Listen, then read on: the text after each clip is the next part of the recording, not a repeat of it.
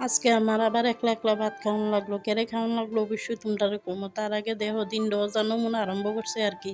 একটা ফুটাও ভাল লাগে না। আকাশে মেঘ দেইখ্যা গেছি ছাদের থেকে কাপড়টি আনতাম।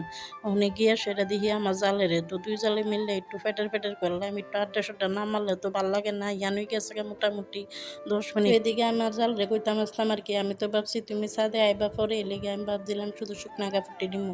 তো আমার জালে কইতাছে না ঘুমাই যামগা পরে যদি উঠতে দেরি হতো। আমি কইলাম ঠিক আছে তুইলে যেই কপালে এই মাথা আমিও লইয়া যাইগা। কাপড়টি লইয়া যখন সিঁড়ি দিয়া নামতাছি তখন দেখি কিতা বাইরে বাইরিয়া ও মা আকাশ দিয়ে পুরা পরিষ্কার হইয়া আছে। ওই দেখো তোমরা যদি বিশ্বাস না করো আকাশটা কি সুন্দর নীল হইয়া রইছে। তখন মেজাজটা এমন খারাপ হয়েছে লিগা ভাবছি না গড়ই নিয়ে দিই তো দিয়া সেরা স্নান টান করে আইয়া পড়ছি ওনা ভাত খাইতাম।